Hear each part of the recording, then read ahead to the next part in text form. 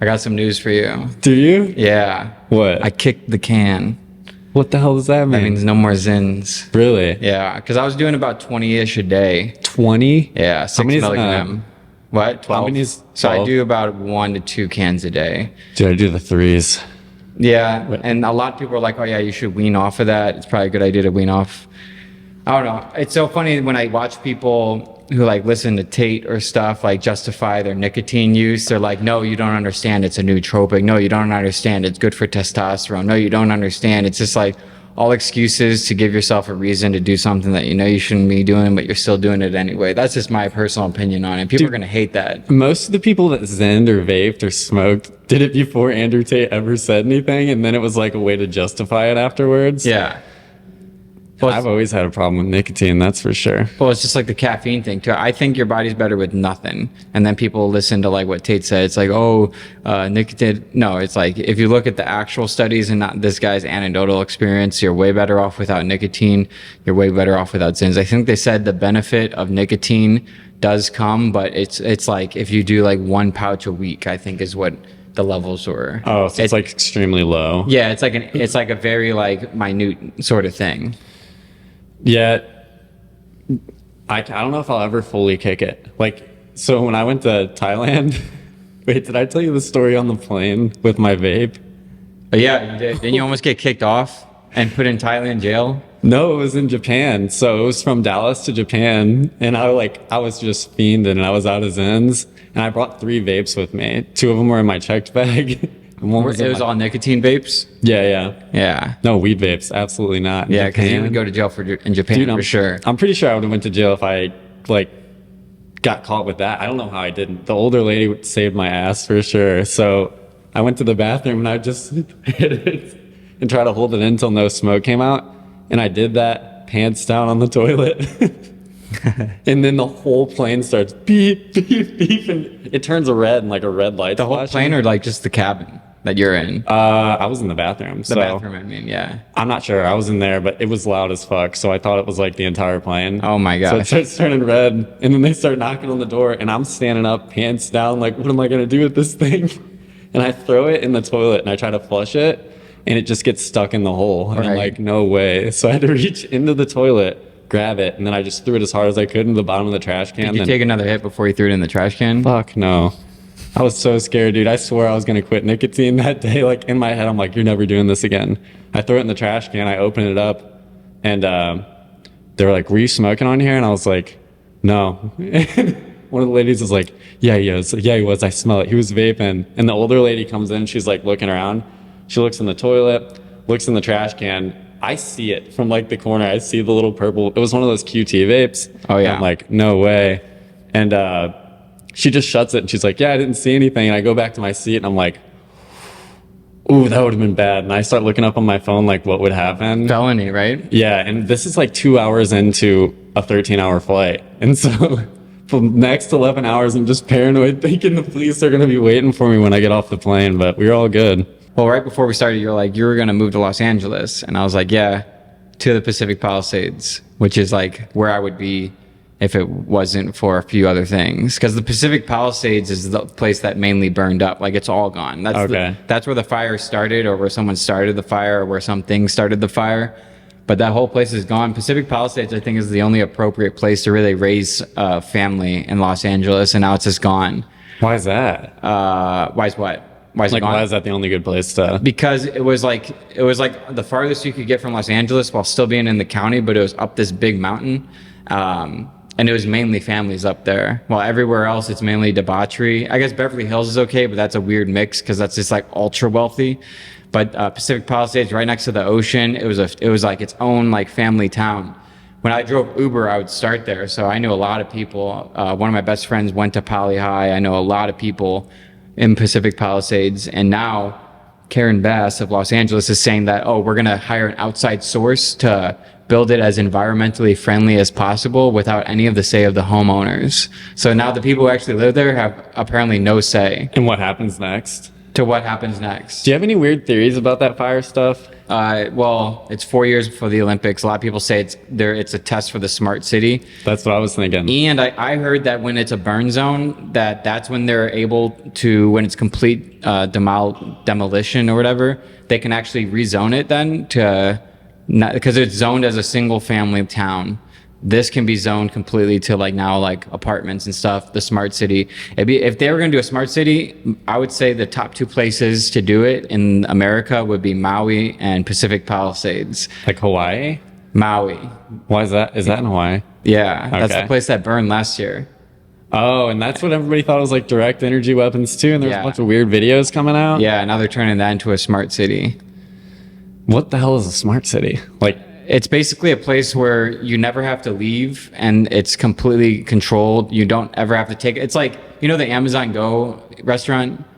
Or I mean, it's like the Amazon Go grocery store. oh, where you just walk in and then You walk walk out. in, you walk out. So it's like a city. Imagine a city where, again, you never have to leave because it's work from home or your work office is in it. Like they built a place called 6G in Austin, Texas right now, where the bottom half is offices and then the top half is residential, and then the very top is like, you know, gym and like pool and all that, and then the bottom is like multiple restaurants. So it's like they're trying to consolidate everybody, track everybody. And then in a smart city though, it's basically that, but the whole city. So it's like if you want to go grocery shopping, you walk in, get what you want, and then walk out. You never have to swipe a credit card. Speaking of credit cards, you want to see my credit card right now? Check out this motherfucker. Oh, I've been seeing these online. Blue Eyes White Dragon. Show it to the camera. Blue Eyes White Dragon on them. So I learned today that you can't swipe that card. So I tried to get my car washed, and the lady's like, "It's not going in." I'm like, "Yeah, I've heard that a few times before." So I guess it's only for like really tapping. How much was that? They're like $100 to get it done, isn't it? No, it's just a sticker. Oh, Yeah, it's not laser engraved or anything. I got it for like $5. I keep seeing these companies on Facebook ads that like take your card and like turn your Amex Platinum into a black card I've or seen whatever. that. It's and I'm like, who gives a fuck? Yeah, what are you doing? Who gives bro? a fuck? I never got into it that much. I remember my very first business venture, I'd ever say, when I was 18, and I stock traded, and I joined this dude named Timothy Sykes group. Oh, yeah. Like we was doing trading calls, and John McAfee, when he was still alive, he was pumping up this stock called MGT. I can't remember what it stands for. Were you ever on the calls with John McAfee? No, I don't think so. For MGT. So he was just like in the background. No, it was just like, so I'm in my group and they're just saying like, no, this guy's pumping Oh. this stock up. Let's all get in on it. And then we're pumping it too because we're all in on it. And then I made like $2,000 in a day on that. It actually was probably on like a few hours, and I'm 18. I've never made more than like $10 an hour because I used to work on a farm. So I was making $10 an hour cash. And you said 18 how soon? In a day, you said 18,000 in It a was probably day? in a few hours. Oh, wow. No, not 18,000, 2,000, which was a Oh. lot of money for me at the time. Yeah. It was MGT. And I'm like, dude, at that point, I'm like, I'm the smartest dude in the world. I got this figured out. I cracked the code. The next day I lose 2,500 and I'm completely broke. And then, that was on my 10-day leave when I was in the military. So you do your 3 months of boot camp, come back, you have 10 days to stay home. And I'm like, I realized when I was in boot camp that I hate being told what to do. So I'm like, there's no future. I'm going to do my 4 years and be done. And then after that, it's either get a job or figure out something while you do it. Yeah. And for like one singular day, I'm like, I got it figured out. Then I lost it all the next day. That should have taught me, like, I don't have the brain for it. I don't know if you've gotten that way. It's almost like when you're gambling though. Yeah, When your it's the same hands thing. are shaking, your ears get all hot. And you can't like- stop like checking. Yes, and you start doing things, it's like you don't have control over yourself anymore. You're like, I'm going to buy more, I'm going to sell right now, I'm going to sell right now. Everything in you is telling you to do it. You know Crypto. you shouldn't listen to it, but you do every time because Yeah, it's so powerful. Trading addiction is definitely a real thing, and people don't want to admit it.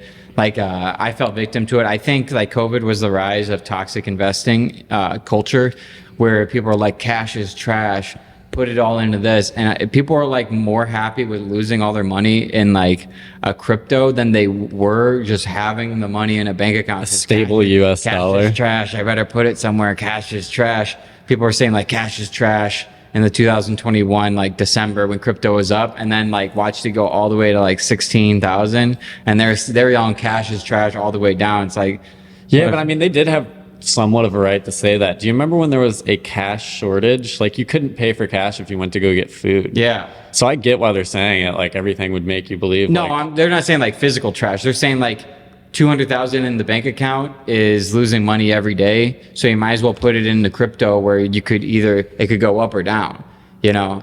or you just let it stay where it's at. It depends on what you're set at. A lot of people don't have the skills to build something. You can build pretty much anything you want with 200K. Like you could build the software if you wanted to, especially now with all the AI tools out and everything. So I think that's like their only out. They do sports betting and they invest in random stocks. Don't get me started on the sports betting, man. That's destroyed our culture, and it's like it's so embedded in everything. Like everywhere I turn, it's an ad for sports betting. Everywhere. It's just such a bad possession. What's the one? It'll show all the states. DraftKings. DraftKings. We got DraftKings Casino, sketchiest casino in the world over in East St. Louis. Have you ever been there? No. You never been to DraftKings? Hello, No. dog. By the way, this podcast is sponsored by DraftKings. You never been to DraftKings Casino, aka the Casino Queen? Home of the loosest slots?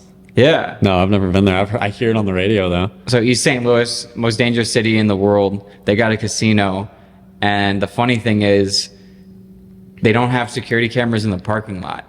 So if you win any sort of money, people just like follow you to your car. I talked to this one guy at Ameristar, and I was like, yeah, I went there and I was like, I didn't want to gamble because I knew I wouldn't be safe, even if I did have like, even if I did win any money. He goes, oh yeah, I went there once. I won like $600 on baccarat, and some guy came up to me and he started saying, hey bro, let me hold some of that. Let me hold some of that. And he's like, I said, no, what are you talking about? And just walked away, and he followed me around the casino for like 10, 20 minutes trying to get me to give him some of this money. Casino. Dude, there's a weird thing about St. Louis where there's certain things that just stick with you for the rest of your life. Like what?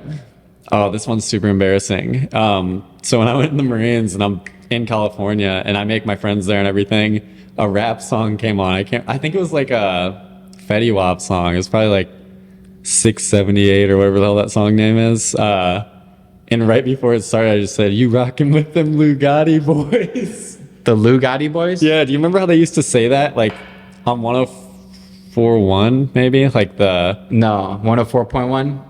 104.1 or 107. The rap station there? Yeah, like before every song it'd be some chick and it'd be like, you rocking with them Lugatti boys. So I thought that was part of the song. And all my friends just look at me and they're like, what the fuck did you just say? I was like, that's what they usually say in the song. And I see. They're like, no, they don't. And I was like, yeah, they do.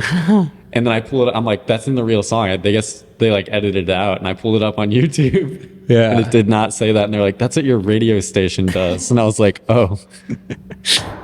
Now I feel dumb because it's...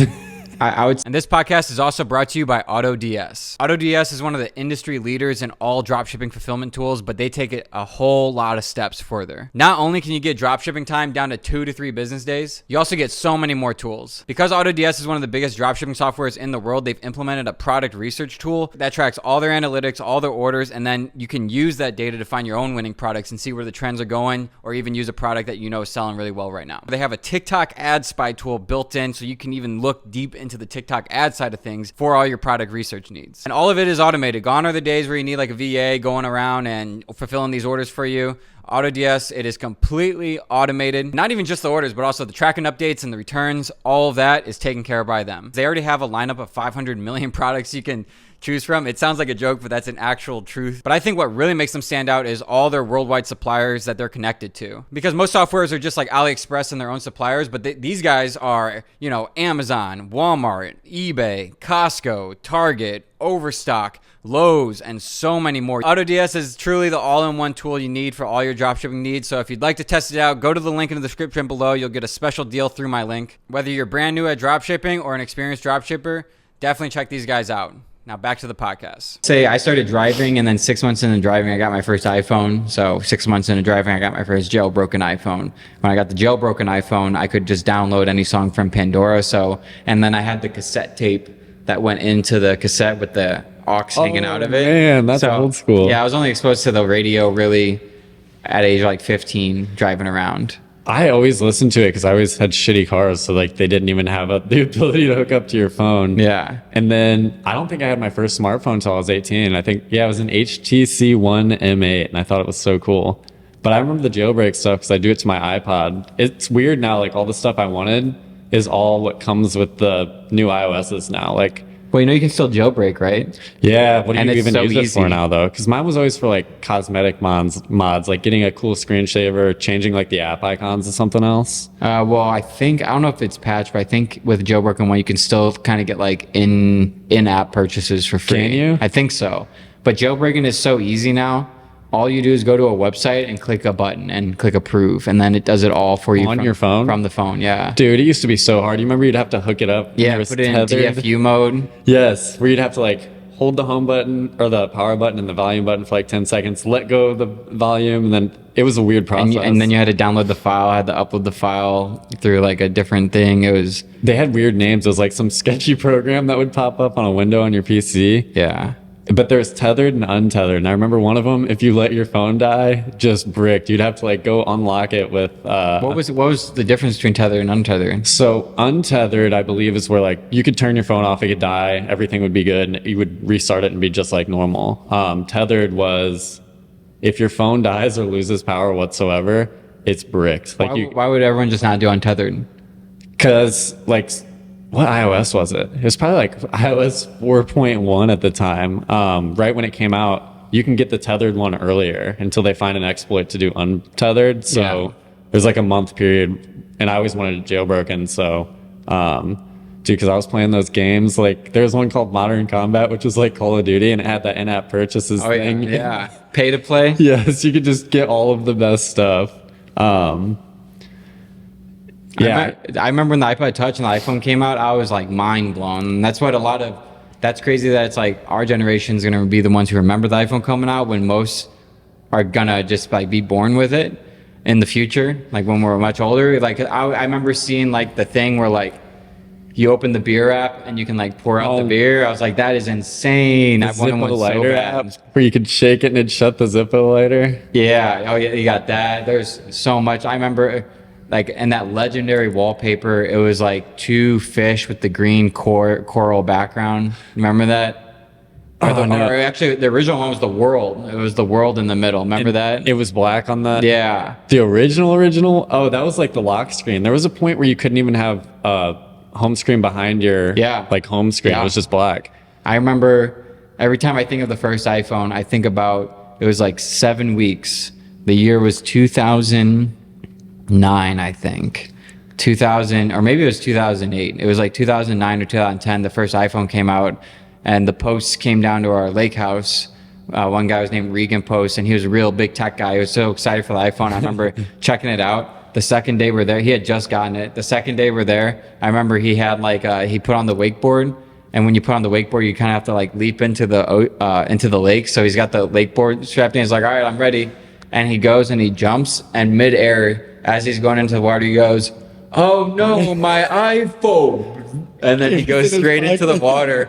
And then from the water, you see a hand come up and just toss that iPhone straight out of the water into the dock. It was kind of like when you like hold a basketball underwater and then it shoots out. It was like as he's falling in, it goes, and the whole thing was destroyed.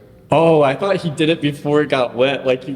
No. Slow As motion. he's going in, he goes, "Oh no, my iPhone!" Gets completely submerged, and then like from like the crater of the water, him going in, that's where his hand like came flying out of it with the iPhone flying up. Dude, I remember you just unlocked a bunch of memories I forgot about, dude. I remember seeing like in 480p on YouTube, the videos of Steve Jobs in his black turtleneck talking about the iPhone. Oh, yeah. I remember one time my cousin, because I had the iPod Touch, and when I figured out about the internet, because it always fascinated me, because I had dial-up growing up, and then we finally got high speed, which is like 5 megabytes up or down and like one up. My cousin Sean came over and he had the iPhone 3G, and I was always trying to be on Wi-Fi. And we went out to the spaghetti factory, and I was like, "Here, let me use your phone." And I jailbroke it because I remember there was this app on Cydia where you could like remember how you could tether your Wi-Fi to like another device? It wasn't called No, I don't think I got that advanced with it. what's it called now when you can share your Wi-Fi with Hotspot. Yeah, it was called tethering before. And there was this app on Cydia, because this was like in days where you had limited data. There was no unlimited plans. And I jailbroke it and put this app on there, which if you tethered to someone else, it wouldn't track how much data you were using. That was a lie, by the way. I connected to his phone and used up all his data while we were at the spaghetti factory. Isn't that crazy? There used to be data limits. That is crazy. Now it's unlimited, right? Pretty much. I mean, I've never heard of a data limit before. I mean, like anytime recently. No, me neither. It was within the past 5 years that unlimited like became a thing. Do you remember like text message character limits? That's why everybody like, that's how text slang came out. Like it would go by. Yeah. Oh, well, outside of the iPhone, right? Yeah, when it was Before using iMessage. Yeah. I remember that because it would be like I remember I received an extremely traumatic text when I was 15, and I remember the start of it was 1/5 because it was 5 pages. It would have to send in. It was like a damn tweet. Oh, was it a heartbreak text? No. Oh, You know about the text. I'll tell you after. Oh, okay. One day I'll tell the story publicly. Dude, I remember my first heartbreak. I was using my mom's phone. I'm not going to say her name, but it was one of those where it was like one of 6. And then they come through, but they don't come through in order. And I'm like trying to piece through. I'm like, this is not good. This is not good. Yeah. What were we saying right before? Oh, the thing about the data. So when I was in Colorado the past couple weeks, I just got back from 26 days out. So now they just got the new Google Fiber, 8 gigs. That's nuts. Yeah. 8 gigs a second. Down and up? I don't know about up, but at least I know it's down. Dude, internet speed is from when I grew up to now is nuts. And it's only going to be, it's like an astronomical curve. Like I think we're soon in our life, I mean, not even our lifetime, I'd say in the next like 5 to 10 years, we're going to see a terabyte per second easily. That's crazy. And then it's going to be the natural progression where like our iPhones and the standard quality is going to be like 16K. You know, it's going to, because like my iPhone, I film everything in 4K, and in 60 frames per second, I think it's like half a gig per minute, but I still do it anyway because it's no big deal. I got the plan, but that would mean in 8K, every minute is going to be like 2 to 4 gigs. That's a lot of data. And then 16K is going to be about around like 10 gigs a second. I mean, 10 gigs a minute. My God. What did they say? Technology or processing power goes, since it's came out, as like 2 trillion x. And Yeah, then something it's like also that. gotten like a trillion times smaller than it was. Not a trillion. Yeah. I remember seeing something like that. And I also know data doubles. Well, actually, this statistic's probably off now with AI, but they said the data was, and this was like 10 years ago, the data was doubling every 7 months, like information. So like if you went to college and graduated, you would know only half of what you need to in 6 months after you graduated. That's nuts. Dude, I remember growing up with dial-up and playing RuneScape, and it would just disconnect every 5 minutes. But Yeah, then my sister would get like a call, and you'd pick up the phone and be like, beep, boop, boop. Yeah. I remember I was like so addicted to AIM. One time I pulled a knife on my brothers trying to disconnect. I don't know why they kept trying to disconnect the internet. Wait, AIM. Was that the messenger? Yeah. The butterfly? Yeah. I was like 5 years old and I was talking to some girl. Oh, man. And I remember they kept disconnecting it. So I like got the knife and I was swinging it while I was Were you actually? Yeah, while I was trying to reconnect the Ethernet cable. I grew up with 2 sisters. I don't think I ever pulled a knife on anybody. I always wonder what it'd be like to grow up with brothers. I think that would probably perfectly explain it. Yeah. Yeah, I would say so. Do you remember in the early days of the internet, just like browsing about, I always would find these chat rooms. Like, I couldn't even tell you what they were called. yeah. They were just these random chat room Yeah. websites. And that was where weird shit went down. Oh yeah, and the chat rooms you're on, did it also give you like an option to play like games too? I don't think so. Okay, because I think I was on like Yahoo chat rooms, and they would always offer the option you could play like pool with a stranger. Really? Yeah. Do you remember? I never Yahoo had Messenger? anyone. No one was pedophiling me or anything like that. Luckily. If someone was to me, I don't remember it. I just remember it being really weird. Like, it would remind me, you know those like Discord mod memes right now? Yeah. That's sort of what it reminded me of back in the day, those chats, like a bunch of Discord mods talking to each other and their like That's true. girlfriends. It was just super weird. I'm sure there was a lot of old guys perverting on there back in the day. Oh, yeah, they're probably all the still ones. today, but it was like so much more anonymous and gray area back then. Yeah, it was. The internet was so new. It was like the normal internet was somewhat like the dark web at the time. Yeah, that's true. You just would run into things. You would never try to find anything. You'd just go on and search for stuff. And Which, by the way, Ross Ulbricht is now free, which I can't. Do you know who that is? That's the guy who invented Silk Road. the one with the drug. Yeah, Trump just freed him, and I can't wait for his Joe Rogan podcast. That's gonna be a wild. He's one. going on Joe Rogan. I'm sure he will, and then he supposedly has, I think they said like something like 60,000 Bitcoin in a wallet, but no one knows if he has access to it or if they confiscated it. They just found his wallet. So he might be a billionaire, but nobody knows for sure.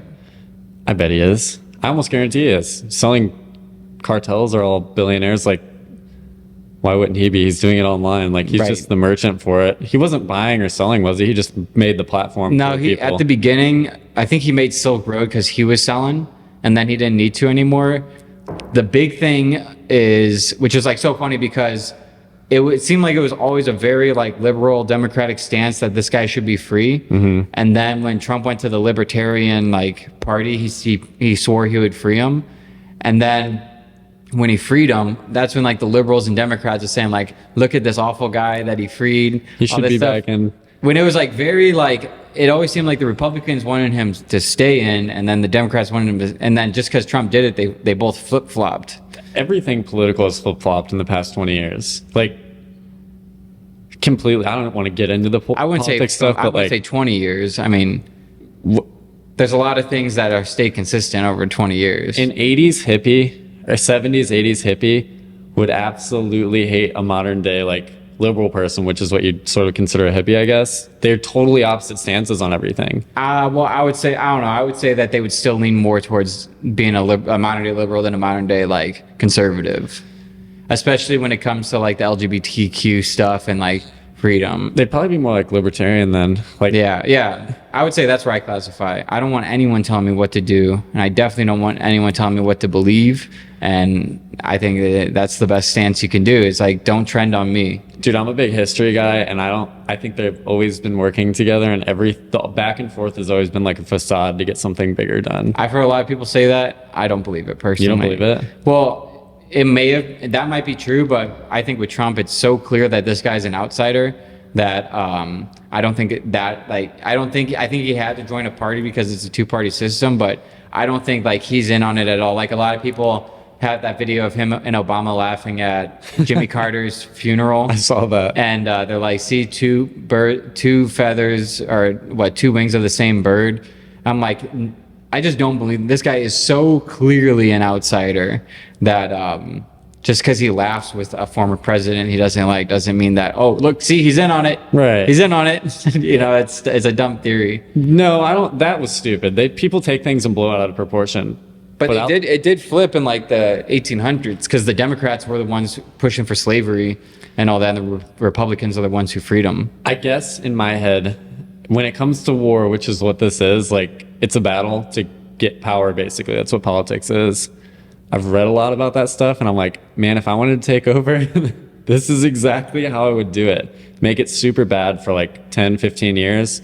And then get this guy who comes in, he's completely ostracized. I'd say most people obviously got elected are probably on the Republican side now. Get him in there, make it everything so crazy in this past 15 years with like what they were trying to push and everything to piss everybody off.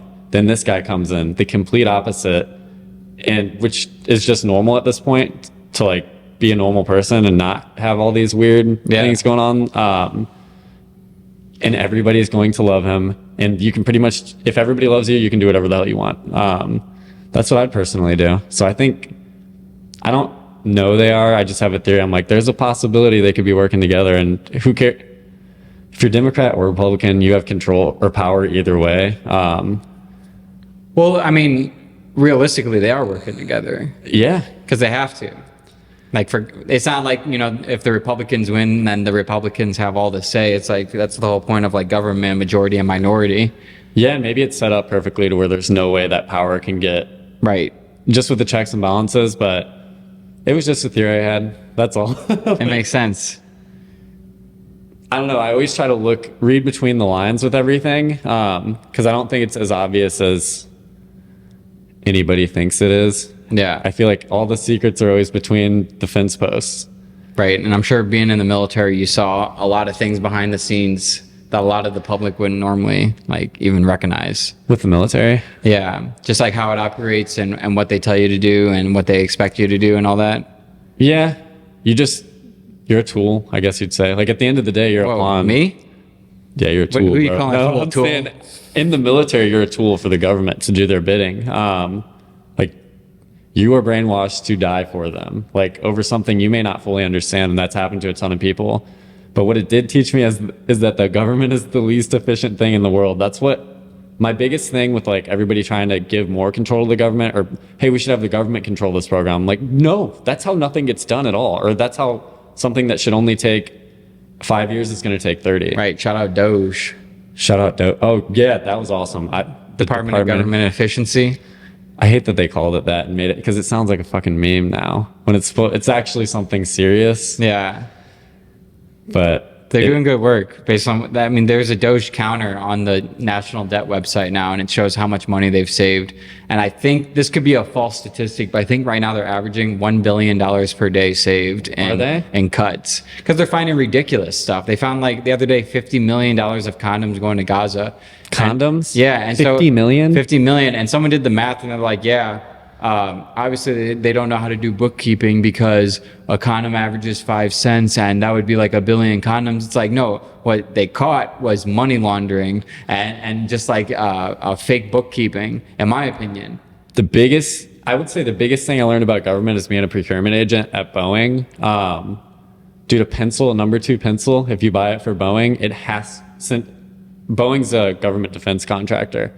Don't get me started on Boeing, but I'll just keep it real short there. But so Boeing's a government defense contractor, and that means they're using taxpayer dollars. So anything they buy is from taxpayer dollars. When it's taxpayer dollars, thanks to Dick Cheney, because he was giving all his money to his boys in Operation Enduring Freedom, it has to be from the lowest bidder. So as a procurement agent, I'm putting out these contracts. Hey, we need 1,000 number 2 pencils, right? And all these companies are bidding on it. So there's a small business clause. So the small business gets it first, and then obviously price clause too. But say like I'm a small business and I'm bidding to Boeing, and I'm going to $2,000 for these 1,000 number 2 pencils. And then another big company, the number 2 pencil factory, I don't even know who makes them. They bid at price, right? I'm going to get the contract every time. So things are more expensive because of it goes through taxpayer money, and they have to do all this bidding stuff. And Wait, why would it be? This podcast is brought to you by dropshipping.ai. That means this podcast is brought to you by myself. This is my website. This website is completely free for everybody. I don't want your money now or later. This is not some funnel. This is completely free. You get a free dropshipping store built by AI. You get free products chosen by AI, and you get a free course on how to use AI to dropship in the modern day era. AI has changed every industry. Everybody knows that, and dropshipping is not excluded. We have the most relevant, most powerful, most up-to-date information specifically tailored to dropshipping and AI fusion that we're seeing right now. And like I said before, this is completely free. I'm one of Shopify's top affiliates in the entire world. In fact, I was awarded top Shopify affiliate in North America. So they pay me to give you guys this for free. It's a beautiful cycle called the cycle of life. So if you want to support yourself and support this podcast and support me, go to dropshipping.ai, claim that store, claim those products, claim that course, and let's get back to the podcast. It'd be more expensive if they have to go with the lowest bidder. because of the small business clause, it's not just the lowest bidder. So like I said, say I'm a small business and I'm saying $2,000 for these pencils, and then the number 2 pencil factory says $1,000 for these pencils. Okay. Since I'm classified as a small business, I get the contract. I have priority. Yeah, and then women-owned business is up there too. Like there's contracts specifically for like this has to go to a woman-owned business or a minority-owned business. Dude, that whole world is so weird to me. Is Boeing one of the companies that is doing away with DEI? Because I know a lot of people, like a lot of businesses are getting away with DEI right now. I don't know. I've not looked up into it. What do you think is responsible for Boeing's recent like failures? I mean, they got the people stuck in the space station. They got like all the 737s are going wacky. With you having worked there, like what do you think is going on? There's too much money. They can't fill. Dude, Boeing's like 4% of the United States gross domestic product. It is the biggest GDP for one company in the entire world, or in the US, like as far as exports go, because they sell commercial planes to everybody. Dude, that's, in my opinion, that's like a lower management issue. Like there's a lot of things done behind the scenes or pushed faster, because like in a company, especially that big, shit rolls downhill. So at the end of the day, like if you're at the bottom, you're going to be doing things that your boss says that may not be totally agreeant, or doesn't follow the rules completely, because you're trying to meet this because, hey, this quarterly report's going to come out and we need this done because this is going to be on the quarterly report and that's for the shareholders. So I see. I don't know I would think it's a lower management issue. And then them being like, dude, it always blew my mind when they were talking about that part cannot be on the podcast, actually. Okay. That part's got to be blank. Just mute it out. I'll blank it out. But they put the wings on them and they're selling them, which is like when the war is on a downhill trend and can pretty much do whatever they want. So Wait, do you want me to cut all this part out too? I don't really give a shit, I guess. Okay, I'll just cut that part you told me to Cut out say. the part that who they're selling them to. Oh, okay. Well, and then there was this part. So for F-15s, this is like 2015 or 16, I think. So they're selling F-15s to Saudi Arabia and Israel. Well, dude, I remember walking through the shop floor, and General Electric makes all their engines for the F-15. And they just there would be a stack of them, the engines in the F-15 bays, that would say Saudi on it. And then the other one would say Israel on another stack. And I'm like, dang, you guys are just making money off of war. But Saudi Arabia isn't attacking Israel, right? I think they were at the time. Or it was really tense. I think they have a truce right now. I see. I used to get really into that shit because I was like, what is going on? I always like get interested in where the money is going. Well, like, what do you think of like the workers at Boeing? Like, did most of them care or did most of them not care? Oh. Like, were corners being cut that you could see clearly in your experience working there? Oh, yeah. Always. Yeah. Gotcha. Were people like doing drugs and shit? I didn't kill myself. Oh, that's right. Not doing drugs. No, this is like an actual sketchy topic. No, I would say if you went into a Boeing plant, you would never want to ride on a Boeing plane again. Okay. We're gonna get cease and desist for this one. There's one thing that I know and I have proof of that I wanted to be like an anonymous whistleblower, and I'm like, what's that gonna benefit me? Like, be morally just and get killed, or just let it go. I'm a morally just guy, though. That's the problem. I want to like. Someone's got to be. Sometimes I am, but yeah. I'm not going to say anything about that. That's just because I'm sure with your business you could have been morally unjust many times. With mine? Yeah. I would say, yeah. With any business, isn't there a ton of opportunities to be morally unjust? Always, yeah. Yeah, that's why I've noticed like I overwork a lot because I'm always over promising. Then I want to over deliver, and then I've sort of screwed myself because I'm like, I'm doing way more work than the money I'm getting paid to do for this specific client or this specific job. But I guess I've been fair now. It takes a while when you learn a business, like a business that works with other businesses. You get excited when a certain business wants to like work with you, so you're willing to undercut yourself. And I've learned not to do that anymore. Like, right. Know your worth when it comes to your service or your product. Or like, I'm sure you could outsource a lot to really cheap labor. And like a lot of these people, like I know there's the certain company in St. Louis that's known for outsourcing to the Filipinos, right? They just like do the most basic shit, pay them like $2 and then charge ridiculous amounts. Marketing in general is like that. Like, well, that's you kind of like came in and like kind of exposed them to all these businesses that they had under their wing because they kind of had the monopoly here, right? I've gotten many a client from that certain business, and it's hard to get them to trust us in the first place because they've had such a bad experience. And they always lock them into contracts too. There's a certain company here. One of their employees started working for me a few months back, and they just sort of spilled it all. But I think they make most of their money off of contracts, like being broken by the client or their employees. They'll get their employees on contract to work there for a year. They have to hit these crazy sales quotas that are like impossible. And if they quit before that year, they owe them like 12 grand or something. What? Yeah. Because they trained them and all this stuff. So it's like they're paying for training. But no, I've seen how the industry works. Like 90% of marketing agencies, what's going to happen? Like say I'm e-commerce company XYZ and I want to get my ads run. And I don't know what I'm doing, but I have a good product. And I go to this certain marketing agency, the second after they get your money, your media buyer is going to be a $4 an hour VA from onlinejobs.ph. Like we do all that stuff in house. Yeah. But advertising is always sticky, man. Like you can't, because when it comes to advertising, I always tell my clients, I'm like, we're a marketing company. If you're paying us and then paying an ad spend more than you're making, you should fire us because you hired a marketing company to supplement your income.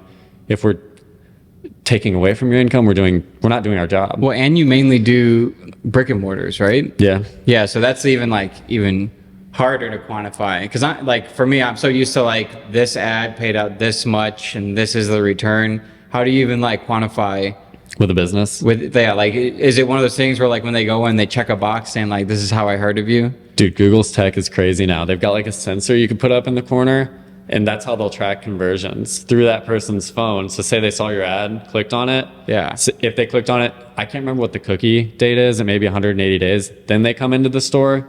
Are you kidding me? Yeah, that catches their phone, and then it counts as a conversion on the ads. What the hell? Yes. I never knew that. Yeah. Dude, it's probably in most small businesses you go to. What's the sensor called? I don't know. You buy it from Google? They give it to you. The what? Yes. You don't buy it. I never heard of anything like that before. What the hell? That's Google. Is it? They said quit talking about that. 650. Yeah, That's they said they do not want that information coming out, but that's how they'll track it for like I would say not chain stores. I don't think they have them, but like an independent barber shop or like that's decent sized, or like any like independent business that's not like a franchise or anything usually has those, which I think is pretty cool. It's like an invasion of privacy. That's freaky. Yeah, super invasion of privacy. That's what I learned from doing advertising so much, that everybody's like super, super paranoid. They're like, they're gathering all our data because they want this, that, like they're going to go to jail for something, which I'm like, what are you doing wrong that you care so much? But they always act like it's a conspiracy. Like they just want your data. I'm like, it's not a conspiracy. The more data they have, the more money they make. That's what it is. They can show you the right ads at the right time. Yeah. And when, like, it's all about the money. It's not about them spying on you just for the sake of spying on you or like blackmailing you. I'm still hung up on this. Like, is it illegal for them to track where you go on your phone without the sensor? Like they are tracked, like the second you click on the ad, they're just tracking you all the way to your drive to the barbershop. Yeah, like if they see you saw the ad and then later you're at the shop, are they able to do that tracking, or do they need the sensor to not be illegal? I don't know if they're able to. I think the sensor, they probably used to do that. I think the sensor came along when iOS 15 came out. You remember that? Yeah, or I remember iOS 15 was it? Yeah, it was 14, I believe. Yeah, that totally screwed up all advertising. But Google's always had like, over Facebook now has like a huge edge because everybody has a Gmail and it's always logged in on pretty much all of your devices, and then you can log in with Gmail. So they're tracking you everywhere you go through their own network. Right. Facebook's was really only through the app spying on everything else you're doing on the phone, because you're not really like going to buy something on an e-commerce website and signing on with Facebook or. Right. Well, with Facebook, like if you drop a pin, you got to approve like location services, right? Yeah. So I guess that's probably, it didn't used to be, but I'm sure after 14 it's limited to just when you're using the app, right? I think so. Because I noticed you click allow, but it literally pops up a message and it's like, do you want this app to track data across all of your other apps? Most people are just going to press don't allow. I prefer it personally for me because I've seen a lot of cool stuff and gotten a lot of cool ideas off of personalized ads. Yeah, especially when you go to a new town. Like every time I'm in a new town, I get ads for that town. I'll take the ads. Why not? Yeah, I will too. I'm not doing anything like that I'd be scared that they're spying on me for. And even if I was, they're not using it for that. They're using it to give you ads for stuff you're going to buy. That's how they make money. Right. When I was in Nashville, I got a Facebook ad for this girl named Deborah who was trying to sell that ass. Sell that ass? Yeah, via Facebook ads. Like an escort service on Facebook ads? Yeah. Dude, there was this weird thing going around on Facebook like 2 months ago. Anytime I get on Marketplace, it was an AI app. It was like undress.ai. Oh, yeah, I've seen those all over. Dude, and it was just showing like straight up naked people. Like it would show them. I didn't see that one. Yes, and I'm like, how are they allowing this? Dude, there's so many restrictions with Facebook. Even when I was doing e-commerce in like 2019, it's so restrictive. And I know when you're doing ads for the course and everything, you like can't even say a specific dollar amount. There's so many rules. Yeah. And then I get on there and I see that like 5 years later, and I'm like, what is going on here? This was recently? Yeah, like 2 months ago. I wonder if, I don't know how this was affected, but I know Facebook has like kind of like toned back the censorship and fact check, and I wonder how that affected like the advertisement too. I wonder if it like was similarly applied. I had a theory that since it was AI generated, that it didn't count as real, so they were allowed to No way. post new. I don't know. Yeah, because no, there's a lot of like it's got to be something else, because you still just can't like draw a picture of a naked lady like Deborah, you know, get in. Damn, Deborah lives in your head rent free ever since that happened. You know, getting the pool balls down, you Dude, know. Deborah. There's got to be a limitation, like just because it's drawn, it's got to be like, because I'm sure the limitation has always been like perceived perceived nudity. There's no way they allow that, so I don't know how they got around it.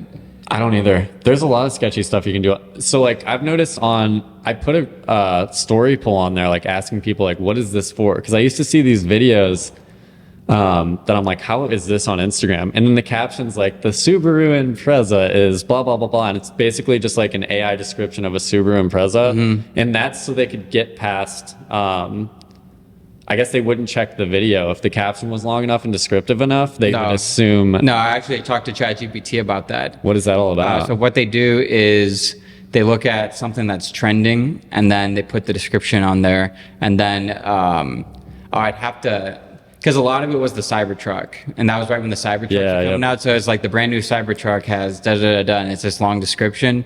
So they were like kind of taking advantage of some viral content at the time without the content being directly related, but the content was viral in itself. So like if you just put like a description of like, I can't believe he did this, I can't believe he did this isn't viral, but a description of a Tesla Cybertruck is viral. So you're kind of doubling your chance of virality with the viral video and a viral description, even if it doesn't have anything to do with each other. Dude, when I do ads, okay, that makes sense, because there's a trick I do too.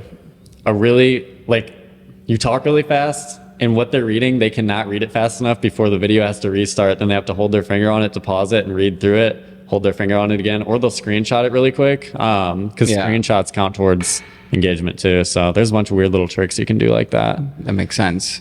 Are you doing the ads yourself for your business? Yeah, I do all of them. I don't have any. So we have a software now that's completely different. But as far as advertisement accounts go, I don't trust anybody else to do them for me. Yeah, your software is competing with my other buddy's software. What's his software? I don't know the name, but he just got an offer for a full buyout. Did he? Yeah, I don't know if he's taking it or not. Is it an engagement software? Uh-huh. Yep, that's what mine is. Views the stories, you know, follows. Is it a private story? Dude, it's probably like the exact same thing then. It is, yeah. Damn. Yeah. Should have teamed up. Yeah. Ours is doing well though. It's like the transitioning into, I've always wanted to be a SaaS on a subscription model, because I feel like that is the perfect business. Mm-hmm. But it just works really well. And then it's $300 a month, $300 to $400 a month. So if we get a sale, most people stay on for a year. So that's a good amount of money. And then, wow. Yeah, it's direct. I don't have to hop on calls as much. I will, like, if someone has questions, which a lot of people do, because there's a lot of companies that are like, they say they do. Your buddy probably knows about them too. I'm just going to out them right here. Verified Blue, Upgrow, and Path Social are total bullshit. Like, they just send you, they have like a drip feed of bot followers that just come and follow you after you sign up. Oh, okay, yeah. Yeah, and you don't have to log in. With mine, like, the software is logging into your account and doing engagement. But yeah, it sounds like we were running the exact same thing. I'm trying to see. His is Beamly. Beamly? Yeah. Can I look it up? Yeah. I want to look it up. Yeah, let's get a live audit going right here. Shout out to my boy Frankify, because I want to see if it's any different. I have also a really good software idea I want to run by you. It'd be so simple. I can't believe nobody's ever done it, but it's pretty niche. Is his for Instagram? What? Oh, his is for Instagram, right? My software that I'm thinking? No, his. Yeah. BEAMLY. BEAMLY. A B2B audit Instagram going down. lead generation. Yep, that's exactly what we sell ours as. Because you can sell Dude, I have some like 18-year-olds who are just clout chasing and they pay $300 a month to get followers. And I'm like, that's useless. Most people that use it, it's a lead generation thing for businesses. Yeah, that's good. That's good because I've always said I respect the guy posting on YouTube getting a few hundred views over the well-known guy posting on YouTube getting hundreds of thousands of views where like 70% are fake. Yeah. And you can tell when it's fake. It's so clear when it's fake. I know a lot of people, like I personally, who fake their views. And On YouTube? yeah, I feel like there's no benefit. the benefit is because here's what happens. They read that stupid ass book, 48 Laws of Power or whatever, right? That, and they like live their life by it. I've seen that book corrupt people's minds. I was going to say, that's a pretty evil book if you... It corrupts their mind. It's horrible. So like, I think one of the chapters there is about how you basically want to control the entire like narrative around you, or like control. It's all about like control, right? So if you want to seem like you're this big shot, you can control that narrative by always having a minimum threshold of how many views you get per video. If you like, I mean, if you really want to take it to an extreme level, if you want to make sure every video had 1 million views, then you can have this perceived notion that you're this really popping character. And then you also get the fake comments going with the AI and all this, so that I have a weird feeling I know exactly who you're talking about. I'm not talking about anyone specific. I'm just saying anybody could do this. And then anybody who just even knows of this person, doesn't watch their videos, doesn't know anyone who watches their videos, instantly thinks way higher of them because they're like, oh, he has this huge like and they're usually selling brand. Something too. And oh yeah, usually selling something. But even if you're not selling anything, anybody could manipulate people's minds into thinking so the small percentage of actual real viewers they're able to sell because they think it's so much bigger than it is. Exactly. And Yeah. So if you're doing something really high ticket and everybody's like, it seems like everybody knows you and respects you and all this stuff, you're more likely to buy something high ticket from them, even though that a lot of their like views are fabricated, because like they can't risk the impact of their personal brand if a video flops. Like imagine if you're like a real creator and you're usually getting between like 50 to 100,000 views, and then you post a video and it's like 10,000 views. People instantly know it's going to be fake. Yeah, well, no, not or necessarily that. I'm just saying, like, if they see that, they might be like, oh, is he falling off? Why is he falling off? Da da da da da. But you can like maintain that. Fuck that 48 Laws of Power bullshit. I hate that. I hate that book so much. And Dude, have you read it? I've read it, and everybody should read it so you can know when people are doing those bullshit tactics to you. I've never written it or read it. I've never read it. I should read it. I feel like it's been used on me. There's several times in my life where I'm like, I've been uneasy about something in my head's like, I'm uneasy very recently, like we talked about earlier. Something like made me uneasy, and then it finally blows up and you're like, oh, this person's not like a good person whatsoever. I don't think the people who use those like tactics look at you as a human fucking being. No, they look at like how can I get control of this situation, essentially. Like there's been some times where I can tell when someone's like living their life dedicated to that book, when they can never say yes to, like, if say I want to see somebody I haven't seen in a while, and then say like we should get lunch or something, they'll never say yes because they want to control. They want to control you to go to lunch, and then no, like say I'll be like, hey, I'm in town, we should do this, we should meet here, and their ego won't let them because this book told them like, you want to be the one, like, no, I can't make it right there, but we can do it at this time. It'll always be something like that, even if they're doing absolutely nothing. It's like, no, I gotta like be. You experienced that a lot in Miami, didn't you? No, not necessarily in Miami, more so like Los Angeles, but it's just like I think it's just a corruption in the entrepreneur, and I can tell when people aren't being genuine and they just want to like protect what like. There's a power to wearing your heart on your sleeve, though, and being a genuine person. Oh yeah, especially in towns where it doesn't. But no, I need to read it because I always feel like I've had a good intuition about people, but I always let it go too far. I should if I ever have an intuition, I should just cut it off immediately. I want to read it so I can like. I know it's been used on me sometimes because I see like randomly on Instagram reels it'll say something about the book, and I'm like, oh, abandoned prisons. Yeah, that's a weird thing. Like. I think the funniest chapter to me is called "Take All." It's like have everyone else do all the work and you take all the credit. That's fucked up. That's Boeing right there. Your manager's at Boeing. That's them right there. Did I tell you about when me and this girl, started a makeup brand. And they shipped us because I was like, I'm doing it right this time if I get back into e-commerce. So it was this like really, I'm not going to say the product. Another company already took it and ran with it, and there is no competing with them now. She affiliates for them now. And I'm like, yeah, that's probably the way to go. But we got a shipment of 100 in, and it came in, and it was just makeup powder everywhere. It looked terrible. And I was like, you know what we should do? And she was like, what? And I was like, let's just go pick it up ourselves. So we flew to Hong Kong and had a meeting set up with the supplier, and they're like, yeah, we're an hour outside of Hong Kong. And I'm like, that would have been nice to know before I got here, because I don't have a visa to enter mainland China. So that totally flopped. But Oh, that's what happened? Yeah. I thought you said they just stopped responding. they did. They were going to send someone to meet with us in Hong Kong. Then they stopped responding because like, can you have someone meet here with us and bring products? Because we can't. And then I asked them if they had any suppliers in Hong Kong, but yeah, that was a shit show. It led to an awesome vacation, but that How was like was Hong Kong? weird. I bet. Like buildings were. Have you been to China? No. Gotta go.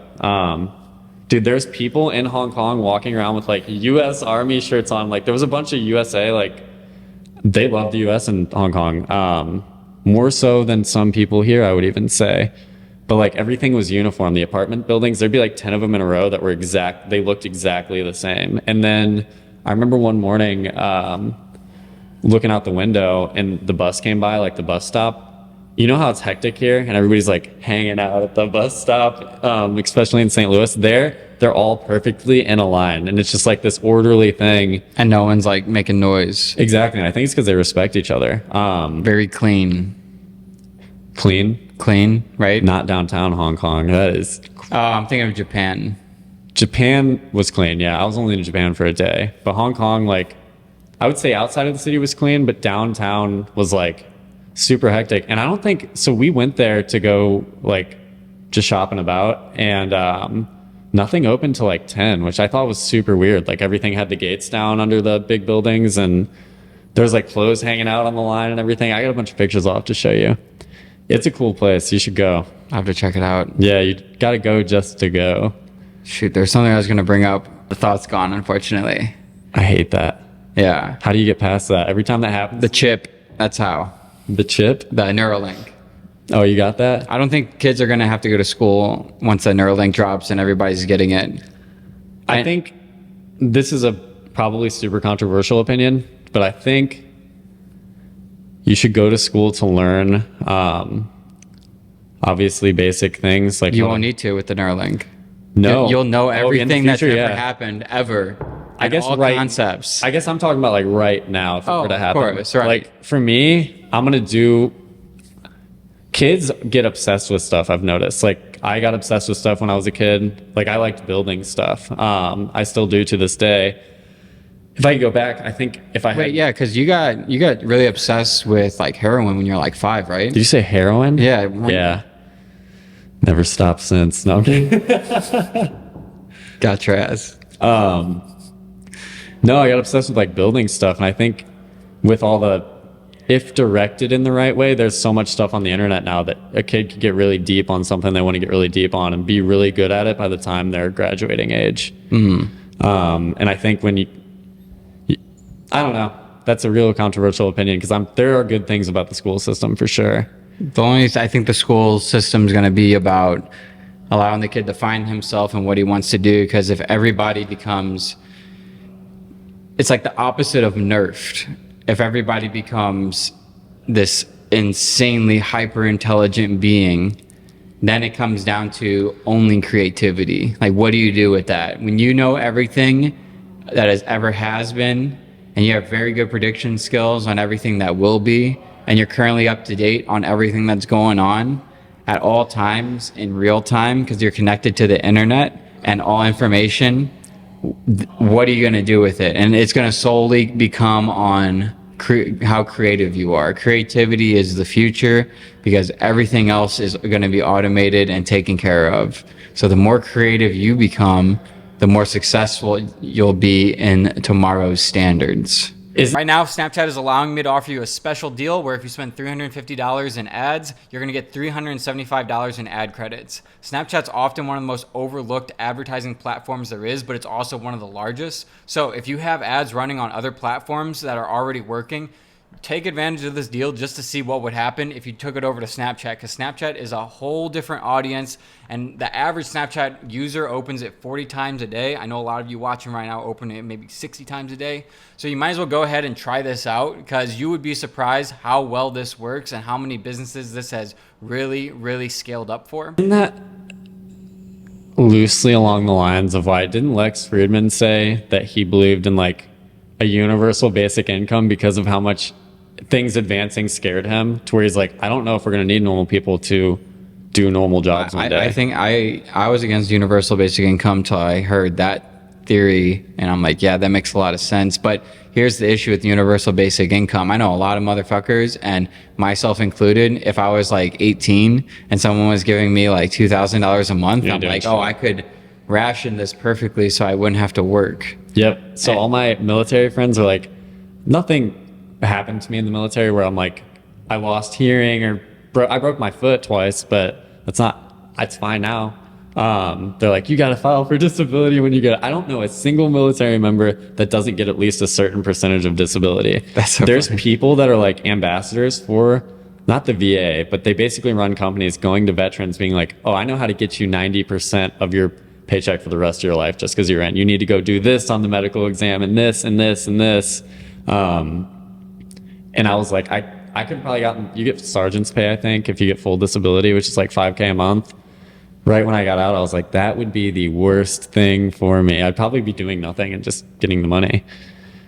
I think that's a bad move. You should have taken that, because you could have just like rerouted it all into invest. I wouldn't have. My brain doesn't work that way. Well, have someone else do it. I wouldn't have done it. I would have just lived off my $5,000 a month for the rest of my life and like just lived that lifestyle, I think. I guess so, yeah. You know what There's that I'm saying? aspect too. But I don't think you as a person would have been happy with that forever. Not forever, but it would have been cool for the first couple of years, but you get that for your life, right? Yeah, you get it for your life. Oh, what are you doing? I don't want it. I don't deserve it either. I'm not going to go scam it. There's so many motherfuckers who deserve it that are not me, and I'm not going to take that from them. That gets screwed over by the VA because they don't know what they're doing. I don't deserve it, and it would just make me a lazy person. I think you're right, though. I would do it for a few years and be like, what are you doing, bro? You need to go out and... That's how I got into business in the first place. You were a huge reason for that, actually. Oh, really? Yeah. Shout out Jesse Kane. That's how I know you. Yeah. I remember... So you released that course. I remember you had it for like $29 when you first released it. It was 29 or 39 or 36. I think when I first dropped it, it was 49 plus... Oh, yeah, it was $49. Did you do a discount at one point? A few times, for sure. Like lower than 50? Maybe, you're right. It was 29, then 49, then 97, then 197. I just couldn't believe. I'm like, wow, people are actually... Because it's like one of those things where I guess I knew it worked, but like I just couldn't believe people were paying me for something that... I don't know. Like in a way I felt like guilty for raising the price each time, because I'm like, well, it's making people money. I remember being like, I was trying to figure out, it was one of the days I was taking it. I think I took it from like 40, I think to 97 to 197, and there's an error happening on ClickFunnels. And that's when Jesse's brother came up to me at the library, and he started pitching me, I think his like Monopoly asshole idea. Whose butthole is it anyway? Did he show you it?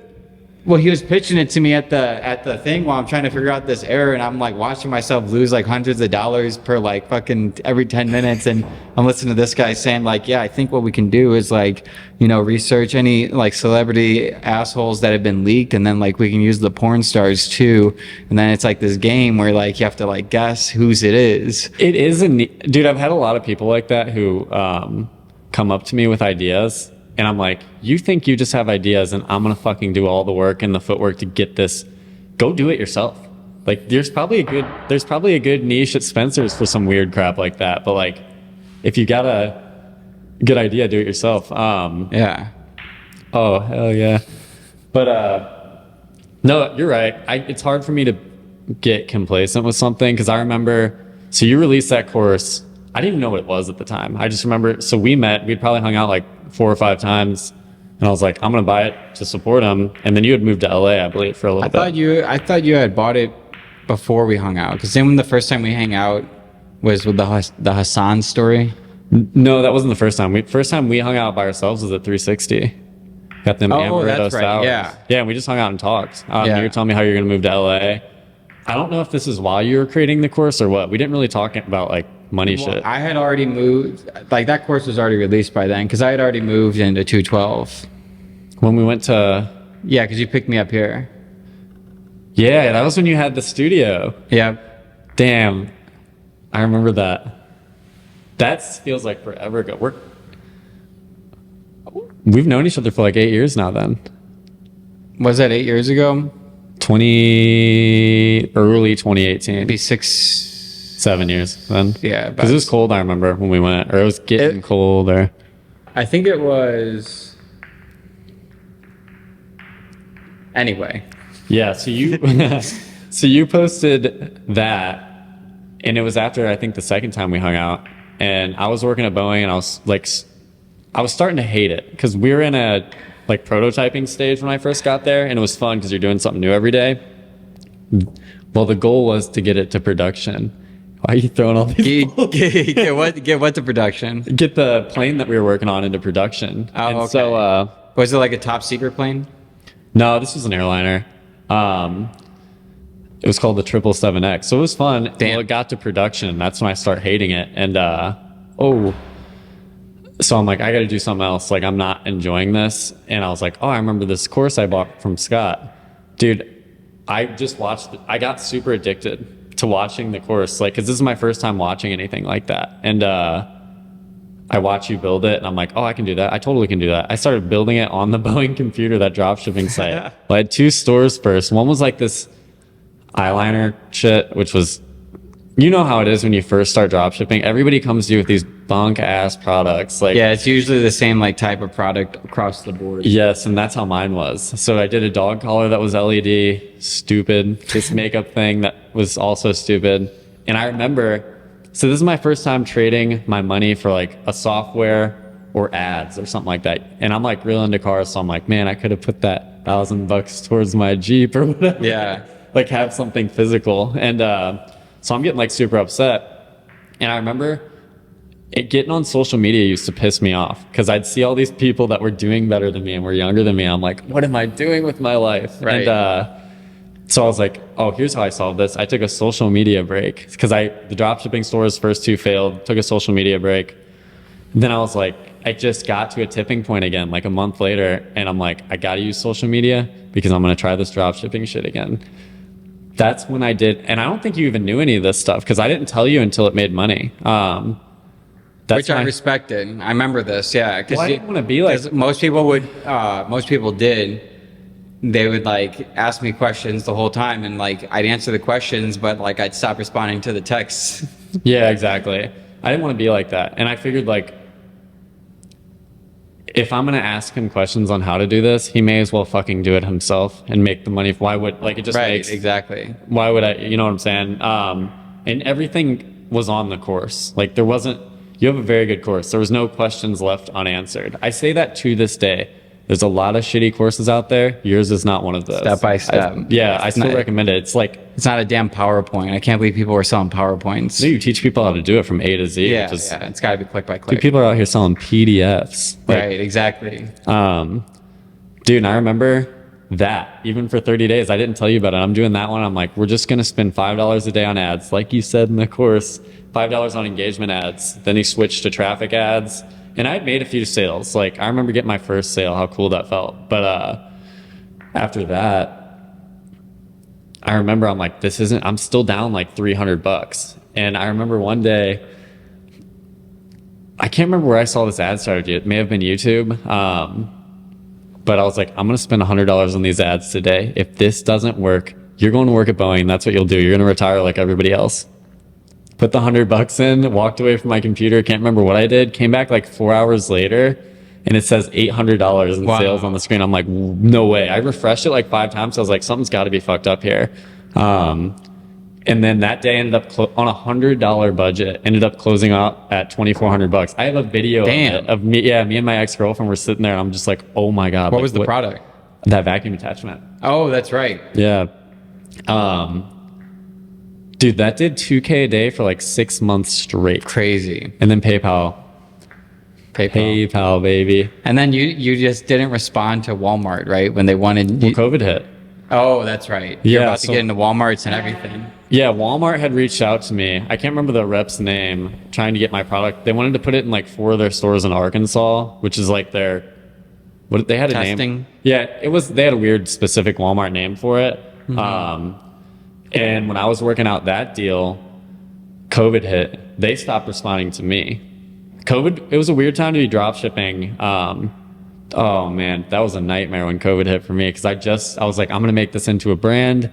I'm gonna get a bunch of stock in. So I ordered a huge amount of those vacuum attachments. Classic. Right before Chinese New Year, because I was like, no, I'm gonna be able to ship these out. And then the product never came. I'm still getting sales, and then I start getting disputes in. And then I remember my supplier telling me, he was like, "There's this disease going around in China." I'm like, yeah, whatever. I don't give a fuck. Like, get my product here, please. Because he'd always try to pull me around and like charge more. It'd be a random Tuesday and he'd be like, hey, we need to charge more for this product now. I'm like, what do you mean? I'm selling more than ever. Like, this should be cheaper for you guys. So I didn't like him. But they just stopped replying. I had all these disputes, ended up getting banned from Stripe. Dude, that put me like 40 grand in debt. Yeah, I went from making a shit ton of money to being like, and I spent a lot of money that year too, because it was my first time. Like, you just feel like you're printing off money. Good God, COVID. How'd you get out of that? Is that when you launched? I was able to dispute the charge with. There was 2 things. So I disputed the charge with the supplier, which was scary as hell. So this is. By the way, could you stop doing the balls thing? Because the microphone's probably gonna pick it up. It's gonna be like click, click, click, click, click the whole time. Okay, I'm a fidgeter. We got to get them away. I'm gonna end up playing with them again. So this was the weirdest time in my life. So I had a big dispute for the bulk order of the product, and then I had like probably, I couldn't tell you the number, but it probably was like 200 to 400 separate disputes for ordering the product one-off. When I had an automatic thing where my friend wrote me a Python script where you could upload an Excel file, and it would upload all the tracking numbers, but it'd do all the order, sort of like what Oberlo started doing, where it'd automatically order from AliExpress. I had that, and so it would just automatically order one at a time. So I had a ton of disputes for that. And I already paid for that customer through Facebook ads. I didn't know it at the time, but Facebook ads are already restricting me. So I'm like unprofitable at this point, like in probably like February of 2020. So I ended up disputing all of the charges with the supplier. And then I was pissed at Facebook because I'm like, you didn't tell me. I'm spending a lot of money a day on ads at this point, and Facebook's not telling me that they're limiting my ad reach. So I disputed all the charges with Facebook too. This was the scariest time ever. So dispute departments at the bank were closed because of COVID. So we're in March now. So I'm calling and they're like, oh, the dispute department's closed. Like, it's an automated message. And then finally in the mail, I go in my mailbox one day. Dude, there's a stack of papers this big. You know how when you dispute something, you got to fill it out and do this big. And I remember, because I'm like, I want to fill these out, but there's a chance that I don't win these and I'm just screwed. So I can either go get a job and like work my way out of this or fight this battle. I don't know what I should be doing here. And I remember me and my girlfriend pulled my kitchen table up in front of the TV, and I gave her half the stack and I had half the stack, and I had one written out. I was like, every single one's going to say exactly this. It took us like 16 hours straight, hands cramping and everything, to fill all these out. Is it just questions or what? No, it's basically like, what did you purchase from the merchant? Was your item delivered? And that's for every single yes order? Gotcha. Dude, it was miserable. Wouldn't it be the same answer every time? Yeah, that's why I had that. Well, the Facebook ones were different than the supplier ones. So we did the supplier ones first, and I just filled it out, the first one. Where did I... How could you get away with disputing Facebook ads though? Because I was pissed at them. I messaged them on there and I was like, why the fuck did you guys not tell me that you were like limiting my ad reach? Because they didn't tell me. This is like the early days of it. And I'm like, so I'm paying full price, but you're not giving me full giving me full back, and you didn't let me know till 2 weeks later. So basically I wasted however much money it was at the time. And you ended up winning? Mm-hmm. Wow. And got my Facebook ad account banned, which is now unbanned. Shout out. I'm assuming that you got out of dropshipping after that and then went to SMMA? No, so at the time, what kept me afloat, dude, there was a point where I didn't know if I was going to pay my bills. Like I worked at this tree cutting company for a little bit that my cousin was working at. I worked there for a few weeks because at this point I'm like, I just need to make X amount of money to minimum payments on credit cards, house, and then so I'm working odd jobs, and then I remembered, so when I was making all that money doing drop shipping, I'm posting in your group and like other Facebook groups because I was excited. I just genuinely wanted to like, hey, here's what I did. Here's how you can do what I did. And companies, e-commerce companies, and then businesses. My first business that I worked with was called Lemon Gym. Like my first physical gym, it was a gym in Lithuania. Nice. But they'd reach out to me and they'd be like, through my group and other groups or what? Through your group? Mostly through your group. I've met a lot of people through your group. Wow. But they'd reach out to me and they'd be like, hey, can I just pay you to do this for me? And I'm like, I just told you how you could do it yourself for free. And then that's sort of how Magnet started. People would start paying me to do ads.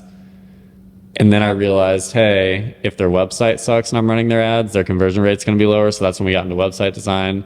And then if their ad copy sucks, it's also not going to do as well. So that's how we got into videography.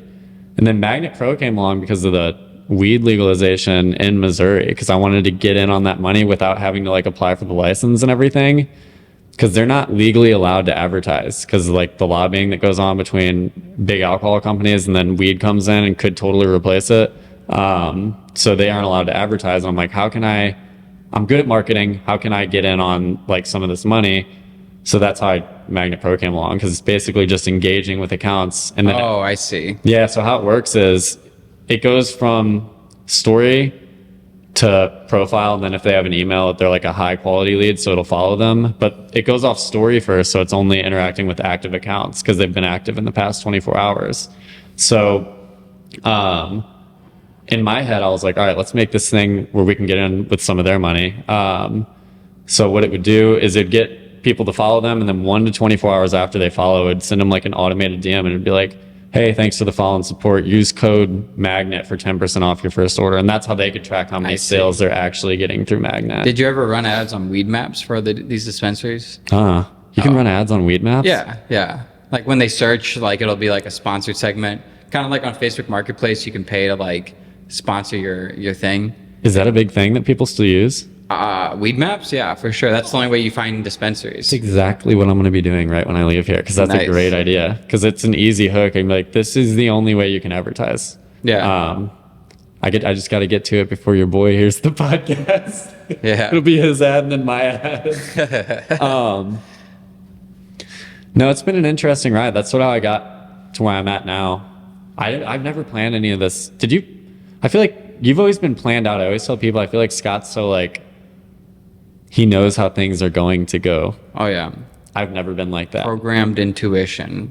I don't have that. You just gotta, if you program your intuition, all you gotta do is follow your intuition.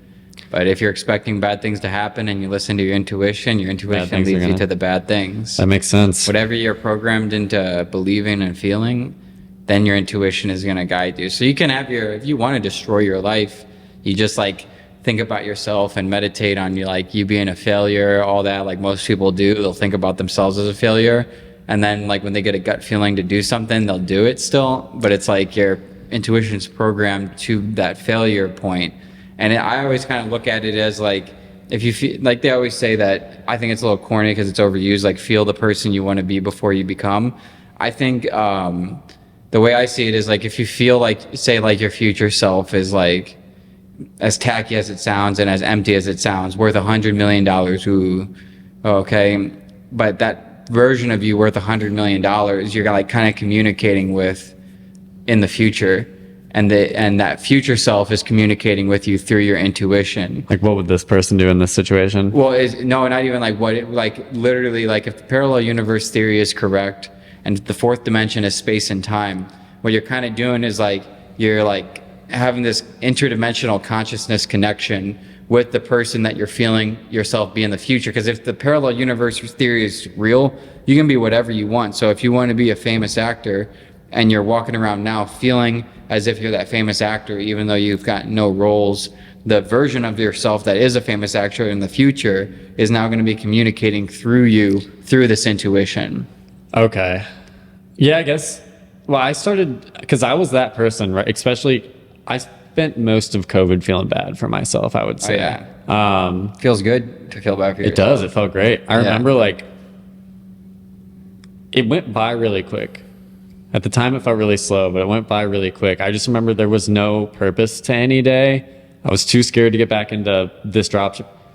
Dude, what really set it off for me, like, what are you doing, bro, is when you came back from Chicago and some guy you were talking to him, you were telling me the story how he had a light blue Lambo, and he was basically popping up COVID testing tents everywhere. Yeah, that was Lake of the Ozarks. Was it the Ozarks? Yeah. I thought it was Chicago for some reason. No one knows about that hustle. Dude. The COVID test hustle. That was crazy. You told me that. I'm like, I'm out here feeling sorry for myself. And this dude's business in New York just failed. And he's making a ton of money now because he saw an opportunity while I was feeling bad for myself. 160,000 a day. Yeah, that's crazy. So that's when I was like, all right, bro, you got to change something. Actually, no. He was making between 140,000 to $500,000 per day. Yeah, because they're giving like 230 for each test, weren't they? 140. But then he would just pay employees like 15 an hour to sit there and do all the testing.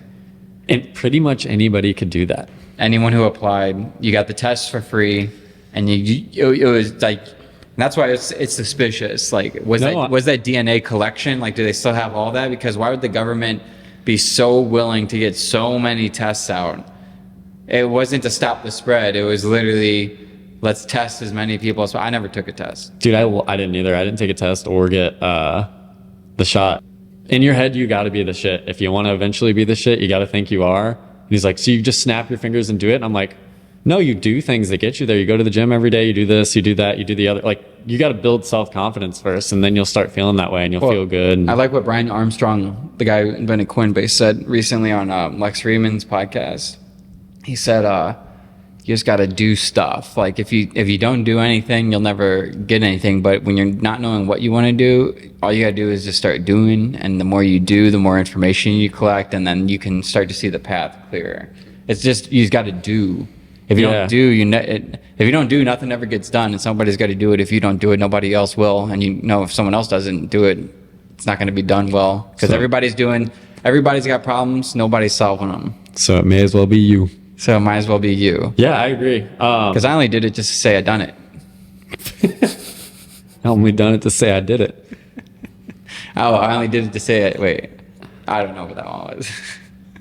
Yeah, that's what I'll do when I think a lot of people spend too much time thinking about stuff. Like, I know people that have watched every Hormozy video, every Andrew Tate video, every like motivational thing. I'm like, you're still working at... Yeah, mental masturbation is what they call it. Yeah, it's like, you don't need to keep getting excited about this stuff. You have all the information that you need. Now fucking go do it. And you're going to make something of yourself. And then stop watching that shit, because it's a crutch for you. What I realized a long time ago is, if you want something in common with all the people who have ever done anything great, all you got to do is start doing something. It sounds so like obvious, but if you think about it, it's like all the greatest people in the world who's ever done anything started doing it. So if you start doing something, you now have something in common with everyone who's ever done anything. That's true. But you have nothing in common with any of them if you don't do something. If you just think about it too, you're going to drive yourself crazy. I know so many people that are thinking about...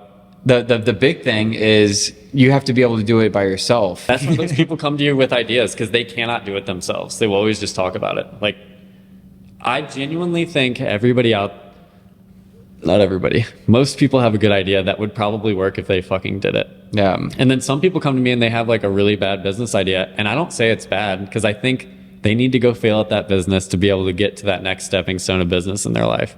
I needed to fail. I think if dropshipping just worked out forever for me, I would have been a huge piece of shit, like, as a person. Why is that? I think Andrew Tate says it best, like, a man can make money, but money can't make a man.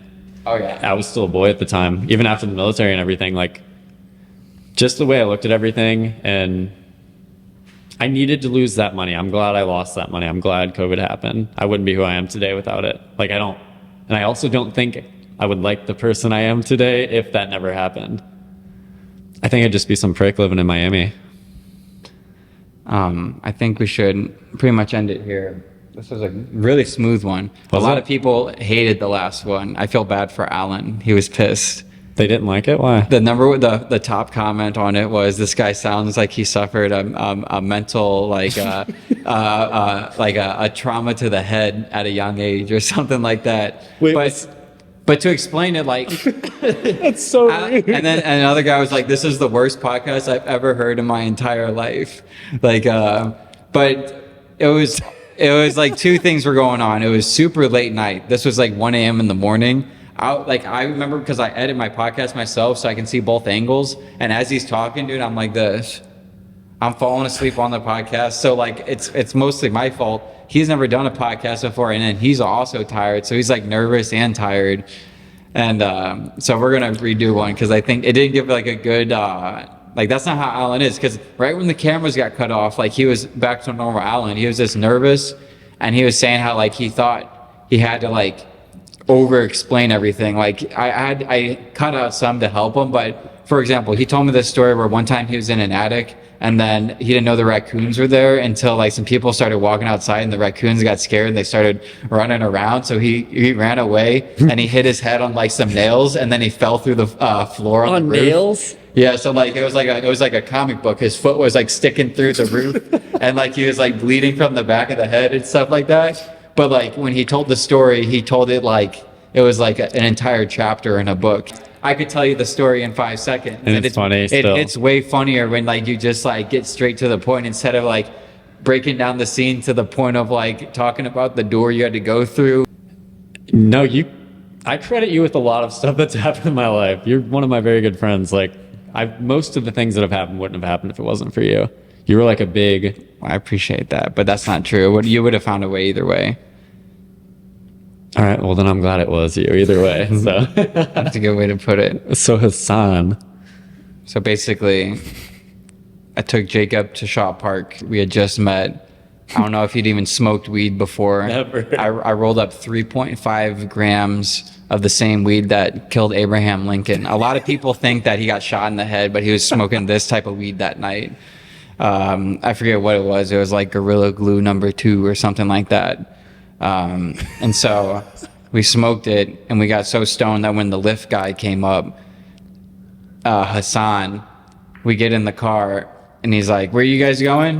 And I go, Clayton Billiards, which why are you asking where we're going? You know, that's Yeah, a 'cause weird you had it question. in the... It should be in the Lyft app. And he goes, okay, I know a better way to get there. And I'm like, okay, this guy didn't know where we were going and now saying we're going to take a completely different route. Can I take it from here? I got to tell you my perspective. Yeah. I am as high as I've ever been in my entire life. And I also don't know what that's like. Like at one point, I remember we're walking beside each other and I felt like I was walking at a 90-degree angle, like on air beside you. We get in the car. I don't notice any of those things that you just said because I'm just sitting there like, what's going on? Out of nowhere. But yeah, before you tell that part, right? When he's about to say is what I'm about to say is because I'm like, these two things are weird. And then as we start to move a bit, I look up and his app is blank. Like there's no like active rider. And I used to drive Uber, so I know that there should be like not only the route, but also like my name and everything below it. Dude. And then what happened? I look over and I see you do this. You sit back down and then you're like, stop the car. You rip your seatbelt off. And I'm like, I'm just sitting here with I didn't say it like that. Go, stop. And I'm sitting there like, what the fuck is going on? You take off your seatbelt. You're halfway out the car door. And I'm just sitting there still strapped in like, what the fuck is going on here? And then you stopped for like a split second. You're like, where are you taking us? And I can't remember what happened after that. I didn't say that. I go, why is your phone off? Like, why doesn't your phone have why your phone's not even active right now? What's going on, man?